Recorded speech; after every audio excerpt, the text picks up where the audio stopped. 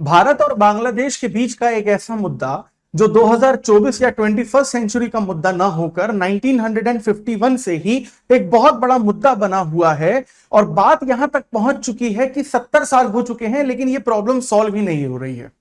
हम बात कर रहे हैं इंडिया में इलीगली माइग्रेट करने वाले बांग्लादेशी मुस्लिम्स के बारे में। जी हां, 1951 में पंडित नेहरू जब पहली बार एनपीआर यानी कि नेशनल पॉपुलेशन रजिस्टर लेकर आए थे, तो उसमें इस समस्या के बारे में बात किया गया था कि 1947 में जब भारत और पाकिस्तान का बंटवारा हुआ था, तो वेस्ट पाकिस्तान से तो बेसिकली माइग्रेशन हुआ ही था, लेकिन ईस्ट पाकिस्तान से माइग्रेशन ज्यादा हुआ था in comparison of West Pakistan के।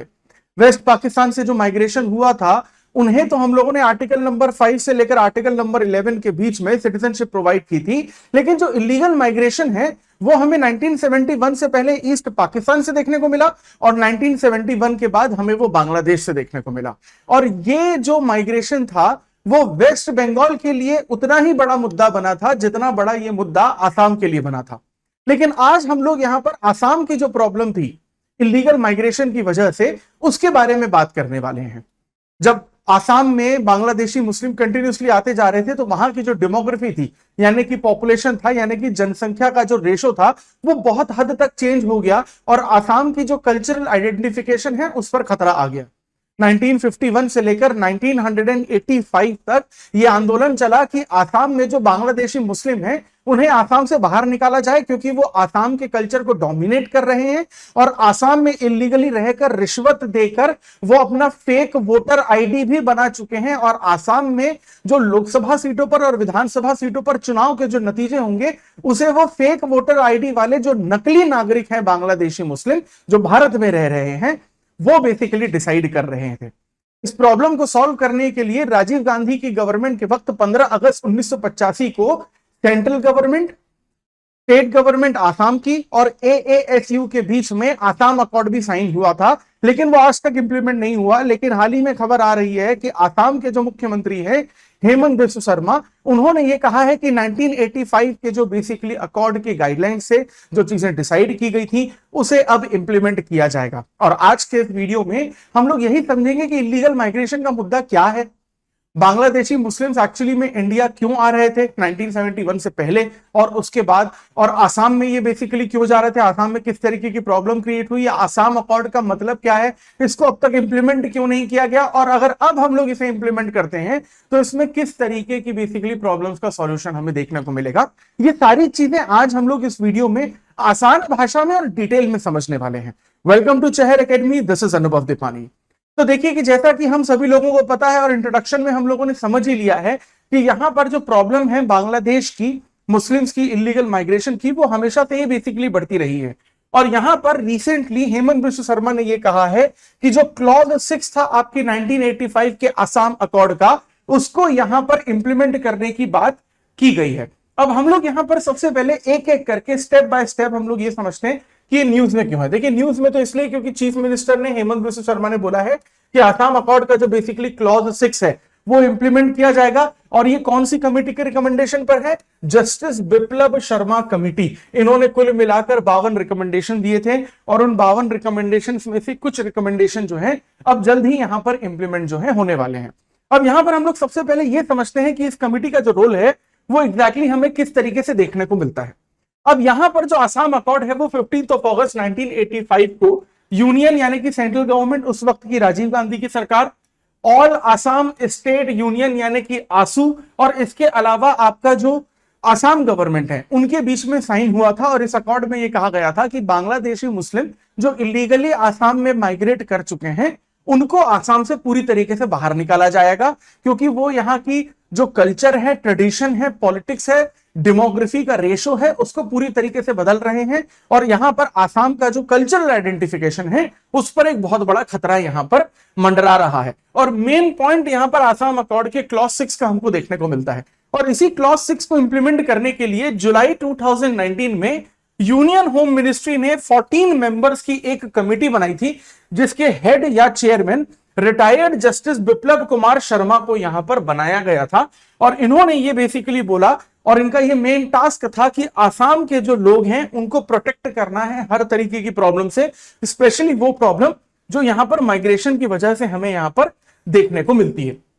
अब ये जो कमेटी है जो आपकी जुलाई में बनी थी, इन्होंने फरवरी 2020 को अपनी जो रिपोर्ट है वो पूरी कर दी, लेकिन सेंट्रल होम मिनिस्ट्री को ये रिपोर्ट न भेजकर आसाम के जो बेसिकली आपके चीफ मिनिस्टर हैं उनको ये रिपोर्ट भेजी गई। और इस कमेटी के 14 में से 4 मेंबर्स ने बाद में इस रिपोर्ट को पब्लिक भी कर दिया। इस कमेटी के अगर मेजर रिकमेंडेशंस की हम लोग बात करें तो यहां पर असमीज पीपल के प्रोटेक्शन की जिम्मेदारी की बात की गई थी, और ये इसमें बताया गया था कि इस कमेटी की रिपोर्ट में ये गाइडलाइंस हैं कि कौन असमीज पीपल हैं, आसाम के रहने वाले असली लोग कौन हैं, असमीज रेसिडेंट किसे कहा जाएगा, उनकी क्वालिफिकेशन थी। जो लोग असमीज रेसिडेंट हैं वो आसाम में रहेंगे और बाकी लोग आसाम में नहीं रहेंगे। क्वालिफिकेशन ये थी कि जो इंडिजीनियस ट्राइबल्स हैं आसाम के वो असमीज पीपल यहां पर कहलाएंगे, दूसरी जो इंडिजीनियस कम्युनिटीज हैं आसाम की वो इसमें कहलाएंगी। इसके अलावा इंडियन सिटीजन्स जो आसाम में रह रहे हैं 1 जनवरी 1951 से, यानी पंडित नेहरू का जो आईपीआर वाला सिनेरियो था उससे पहले, और उनकी जो आने वाली पीढ़ियां या फ्यूचर फैमिलीज हैं वो असम के लोग कहलाएंगे। और इंडिजीनियस असमीज जो बेसिकली असम में हमेशा रह रहे हैं वो लोग कहलाएंगे। और इसी डेफिनेशन के अकॉर्डिंग यहां पर असमीज पीपल को लोकल बॉडीज में, पब्लिक जॉब्स में अलग अलग तरीके के यहां पर रिजर्वेशन देने की बात की गई है। अब अगर हम लोग आसाम अकॉर्ड की यहां पर बात करते हैं तो 15 अगस्त 1985 को न्यू दिल्ली में सेंट्रल गवर्नमेंट, स्टेट गवर्नमेंट यानी आसाम की state government, all Assam students union यानी आसू, और ऑल आसाम गण संग्राम परिषद यानी AAGSP, इन 4 लोगों के बीच में यह आसाम अकॉर्ड साइन हुआ था। और इसमें यह कहा गया था कि पिछले 6 साल में जितने भी बेसिकली यहां पर माइग्रेशन है, इलीगल इमिग्रेंट्स हैं, उनको डिपोर्ट किया जाएगा, यानी उनको बांग्लादेश वापस भेजा जाएगा, यानी भारत से उनको बाहर निकाला जाएगा। अब आप यहां पर यह समझिए क्लॉज 6 जो है वो यहां पर आसाम अकॉर्ड का क्या है जिसको इंप्लीमेंट करने की यहां पर सबसे पहले बात की जा रही है। क्लॉज 6 में जो आसाम अकॉर्ड का है ये यहां पर एक बहुत बड़े एड्रेस को, बहुत बड़े कंसर्न को यहां पर हमें सबके सामने नोटिफाई करता है कि बांग्लादेश से जो लोग आए हैं वो बेसिकली क्या है कि आसाम की जो रीजनल कंट्रीब्यूशन है उसको यहां पर बिगाड़ने की कोशिश कर रहे हैं, डेमोग्राफिक प्रॉब्लम्स लेकर आ रहे हैं, या फिर कल्चरल आइडेंटिफिकेशन जैसी चीजें हैं उसको यहां पर खत्म कर रहे हैं। सबसे इंपॉर्टेंट चीज यहां पर क्लॉज 6 में आपको ये डेट देखने को मिलती है 4 मार्च 1971। इस अकॉर्ड के तहत यह कहा गया कि 24 मार्च 1971 यानी 24 मार्च 1971 से पहले, बिफोर 24 मार्च 1971 जो लोग आसाम में आ चुके हैं उनको आसाम का हम लोग सिटीजन मान लेंगे, भले ही वो लीगल आए हो इलीगल आए हो, डज नॉट मैटर, क्योंकि ईस्ट पाकिस्तान बांग्लादेश का जो सिनेरियो है वो हमें 1971 में देखने को मिलता है। लेकिन 24 मार्च 1971 के बाद जो लोग आए हैं आसाम में इलीगली माइग्रेट करके उन्हें सिटीजन नहीं माना जाएगा। वैसे आसाम अकॉर्ड में ये जो डेट है पहले वो 1951 की ही मानी गई थी, लेकिन गवर्नमेंट का ये कहना था कि let's not go back that way, हम लोग यहां पर नेगोशिएशन करते हैं। और 1985 में नेगोशिएशन करके 1985 सरकार कह रही थी और आसाम के लोग 1951 की डेट कह रहे थे, और यहां पर बीच की एक डेट निकाल के दी गई भाई साहब आपकी 1971। तो ये डेट से पहले और बाद में यहां पर ये सिग्नेचर हुए थे इस ट्रीटी से रिलेटेड कि इसके पहले जो लोग होंगे उनको आसाम के अंडर ले लिया जाएगा, जो बाद के लोग होंगे उनको आसाम के अंडर यहां पर नहीं लिया जाएगा। अब जो जो रिकमेंडेशन जो एक्सेप्ट किए गए हैं इंप्लीमेंट के लिए उनके बारे में हम लोग यहां पर बात करते हैं। चीफ मिनिस्टर हेमंत बिस्वा शर्मा ने बेसिकली ये कहा है कि आसाम की जो गवर्नमेंट है वो बेसिकली यहां पर जो कट ऑफ डेट है वो 1951 को यहां पर देखना चाहती है, और आसाम के जो लोग हैं ये रिपोर्ट के रिकमेंडेशन की क्वालिफिकेशन के हिसाब से हम लोग यहां पर असमीज लोगों को पूरी तरीके से हम लोग एक्सेप्ट करेंगे। अब ये जो की रिकमेंडेशन है, सबसे पहले आपको लैंड दिखता है जिसमें create revenue circles where only Assamese people can own land. सबसे पहला रिकमेंडेशन ये जो बेसिकली शर्मा कमेटी आपकी निकली है इसमें यह कहा गया है कि आसाम के जो लोग हैं जो डिक्लेयर कर दिए जाएंगे कि भाई असमीज पीपल हैं, उनके लिए यहां पर एक रेवेन्यू सर्कल बनाया जाएगा, यानी एक ऐसा जोन, एक ऐसी जगह बनाई जाएगी जहां पर सिर्फ असमीज लोग ही यहां पर जमीन खरीद सकते हैं। इनके लिए 3 ईयर प्रोग्राम जो है एक लॉन्च किया जाएगा, जिसमें बेसिकली क्या है कि इनके जो लॉन्ग टर्म ऑक्यूपेंट्स हैं विदाउट डॉक्यूमेंट्स के, उनके इश्यूज को यहां पर पूरी तरीके से सॉल्व किया जाएगा। इसके अलावा कल्चरल हेरिटेज यहां पर देखा जाएगा कि आसाम की जो इंडिजिनियस ट्राइब है उनके कल्चर को यहां पर पूरी तरीके से प्रोटेक्ट करेंगे, और जो यहां पर नियो वैष्णवाइट मोनेस्ट्रीज हैं उनको फाइनेंशियली यहां पर सपोर्ट किया जाएगा। कल्चर को तो हम लोग यहां पर स्ट्रिक्टली प्रमोट करेंगे। लैंग्वेज की बात करें तो एसएमीज लैंग्वेज को यहां पर ऑफिशियल लैंग्वेज में बरकरार रखा जाएगा, और एसएमीज लैंग्वेज के अलावा जो रीजनल लैंग्वेज आपको आसाम में देखने को मिलती है उनको यहां पर बेसिकली ऐसे प्रोविजन लाए जाएंगे कि वो और ज्यादा से ज्यादा इंप्लीमेंट हो सके और ज्यादा से ज्यादा इंकरेज और प्रमोट हो सके। इसके अलावा जितने भी गवर्नमेंट डॉक्यूमेंट्स हैं जो आसाम में पब्लिश होंगे गवर्नमेंट के, उनको इंग्लिश में भी यहां पर प्रिंट किया जाएगा और उनको यहां पर बेसिकली आपके एसएमीज लैंग्वेज में भी प्रिंट किया जाएगा। कल्चरल प्रिजर्वेशन की यहां पर बात की गई है कि जो कल्चर है आसाम का बिल्कुल भी खत्म नहीं होना चाहिए, क्योंकि देखिए पूरे के पूरे नॉर्थ ईस्ट की जो लड़ाई चलती है, संघर्ष चलता है, वो आपके पूरे कल्चरल हेरिटेज को लेके चलता है। मैं बोलता हूं कि अगर आप एग्जाम्पल के लिए समझना चाहें तो 2 मिनट के लिए आसाम से हटकर हम नागालैंड की तरफ जाते हैं। नागालैंड में बेसिकली 1947 से एक तरीके से इंसर्जेंसी शुरू हुई थी जब एनएससी स्टैब्लिश हुआ था, क्योंकि ये नागालैंड या फिर आपका मिजोरम, त्रिपुरा वगैरह वगैरह ये हमेशा से स्टेट नहीं थे, ये आसाम के डिस्ट्रिक्ट ही थे। नॉर्थ ईस्टर्न इंडिया में जो पहला स्टेट अलग बना है वो नागालैंड था 1963 में। उससे पहले नागालैंड आसाम का एक डिस्ट्रिक्ट हुआ करता था, और नागालैंड के लोगों को भी उस वक्त वही प्रॉब्लम थी कि भाई हमारी नागा ट्राइब है, कुकी ट्राइब है, मेटी ट्राइब है, हमारी नागा लैंग्वेज है, तो हमारा culture, language, tradition, historical background, literature, Khan पान, फेथ, बिलीफ सब अलग अलग हैं। आसाम में ही अगर हम लोग रहेंगे तो हमारा कल्चर तो खत्म हो जाएगा।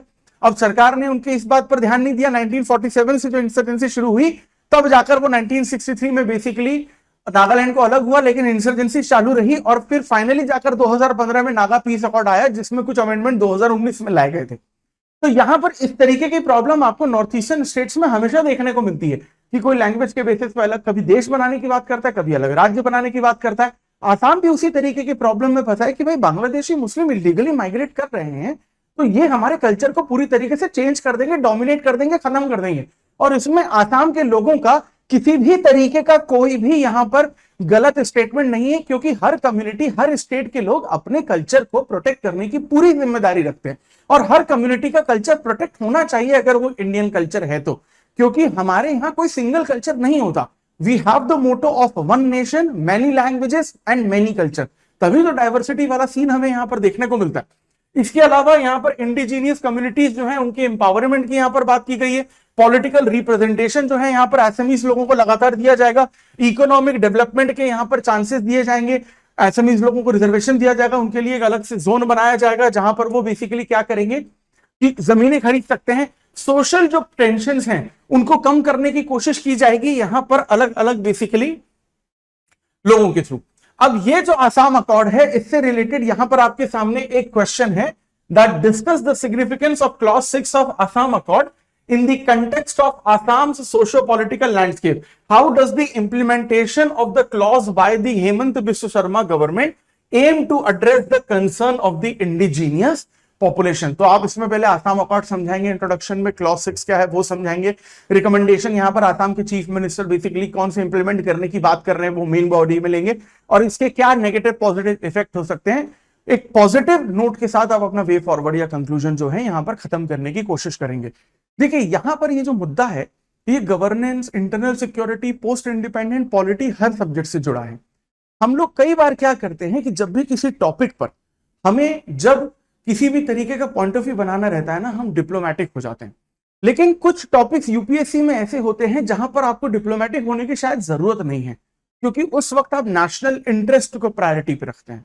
हम जीएस पेपर 3 के इंटरनल सिक्योरिटी की बात करें तो जब हम कश्मीर मिलिटेंसी की बात करते हैं, नॉर्थ ईस्टर्न इंसर्जेंसी की बात करते हैं, नक्सलिज्म की बात करते हैं, खालिस्तानी इशू की बात करते हैं, या फिर क्रॉस बॉर्डर टेररिज्म की बात करते हैं, क्या डिप्लोमेसी के नाम पर उनका भी हम लोग सपोर्ट करते हैं या फिर नेशनल इंटरेस्ट को ही पहले रखते हैं? नेशनल इंटरेस्ट को पहले रखते हैं। डिप्लोमेसी के चक्कर में इस देश में आपको कई लोग देखने को मिलेंगे जो आपको कॉन्स्टिट्यूशन की दुहाई देते हैं, ह्यूमन राइट्स की दुहाई देते हैं, आपको लीगल राइट्स की दुहाई देते हैं, इंसानियत की दुहाई देते हैं। ये सारी चीजें सिर्फ तभी जस्टिफाइड है जब आपका देश सुरक्षित है। नेशनल इंटरेस्ट अगर प्रायोरिटी होगा तभी इन चीजों को आप मेंटेन कर पाएंगे। अगर देश ही नहीं बचेगा तो कॉन्स्टिट्यूशन, ह्यूमन राइट्स और मानवता को आप कहां लेकर जाएंगे? प्लीज ट्राई टू अंडरस्टैंड कि ये जो 1951 में एनपीआर लाया गया था, इसी प्रॉब्लम को सॉल्व करने के लिए पंडित नेहरू लेकर आए थे।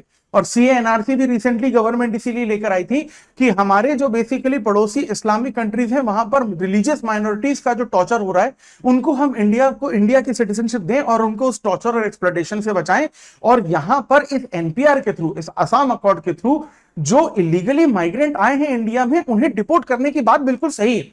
देखिए, भारत किसी दूसरे देश के नागरिकों को कभी सिटीजनशिप देने से मना नहीं करता। अदनान सामी, पाकिस्तान के सिंगर, वो आपके पास ऑप्शन एक एग्जांपल है कि वो इंडिया के सिटीजन बनना चाहते थे। उन्होंने बेसिकली अपना क्या किया, डॉक्यूमेंट हमारे सामने दिया, प्रेजेंट किया, हमने उन्हें सिटीजनशिप दी।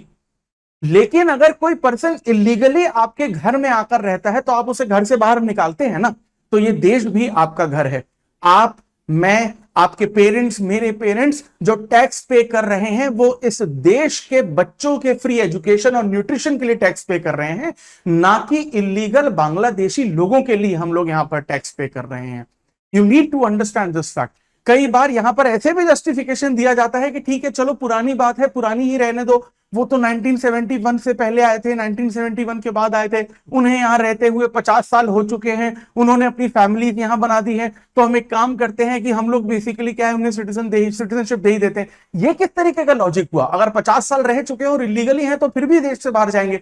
वैसे तो अंग्रेज भी इलीगली हमारे यहाँ 200 साल रह के गए थे, तो क्या सारे के सारे अंग्रेजों को वापस इंडिया में बुला लिया जाए, सारे अंग्रेजों को सिटीजनशिप वापस दे दी जाए? बात यहां पर यह नहीं है कि आप कौन से देश से आए हैं, मेजॉरिटी है या माइनॉरिटी है। बात यह है कि आपने इस देश के कानून को तोड़कर आपने इस देश में रहा है, सरकार से और देश के लोगों से झूठ बोला है। और भारत एक देश है, एक धर्मशाला नहीं है। हमारी पॉपुलेशन ऑलरेडी 150 करोड़ हो चुकी है और एरिया के हिसाब से हम पहले नंबर पर नहीं, दुनिया के 7वें नंबर पर आते हैं। हमारे पास भी लिमिटेड रिसोर्सेस हैं। पॉपुलेशन की वजह से ऑलरेडी हमारे यहाँ पॉवर्टी, इन्फ्लेशन, अनएम्प्लॉयमेंट जैसी चीजें बढ़ती जा रही हैं और इस प्रॉब्लम को हम और तरीके से, किसी भी तरीके से आगे नहीं बढ़ा सकते। तो बांग्लादेशी मुस्लिम्स जो इलीगली आपको इंडिया में दिखते हैं, आपका क्या व्यू है यहां पर कि उन्हें क्या इंडियन सिटीजनशिप दे देनी चाहिए, और जो भी इलीगल काम किए हैं उन लोगों ने इंडिया में बिना बताए एंट्री करके, क्या उनको अलाउ करना चाहिए या फिर बेसिकली उनको डिपोर्ट करना चाहिए उनकी पहचान करते हुए? आपकी इसमें क्या राय है, प्लीज वो बताइए। और एक चीज यहां पर ध्यान में रखिएगा, अगर कोई बांग्लादेशी इलीगली माइग्रेट इंडिया करके भी आता और अगर वो गवर्नमेंट को इन्फॉर्म करता कि उसकी जान को खतरा था या फिर किसी भी तरीके से वहां पर बांग्लादेश में वो रह नहीं सकता था क्योंकि वहां पर बेटर अपॉर्चुनिटीज नहीं है जिंदगी जीने की, तो हम यहां पर पहले उसे रिफ्यूजी के तौर पर रखते और इंडियन गवर्नमेंट खुद उन्हें सिटीजनशिप देती। लेकिन वो तो आकर रह रहे हैं 40-50 सालों से और बता भी नहीं रहे हैं इंडियन गवर्नमेंट को, क्योंकि उन्हें पता है कि 150 करोड़ की पॉपुलेशन में एक एक व्यक्ति को ढूंढना और पहचानना बहुत ज्यादा मुश्किल है। तो आप इस डिसीजन के फेवर में हैं या अगेंस्ट में है, कमेंट सेक्शन में जरूर बताइएगा। और इसी तरीके कंट्रोवर्शियल और कॉम्प्लिकेटेड टॉपिक को अगर आपको डिटेल में और आसान भाषा में समझना है तो for that please stay tuned with Chahal Academy. This is Anubhav Deepani. I will see you in the next video. Thank you very much.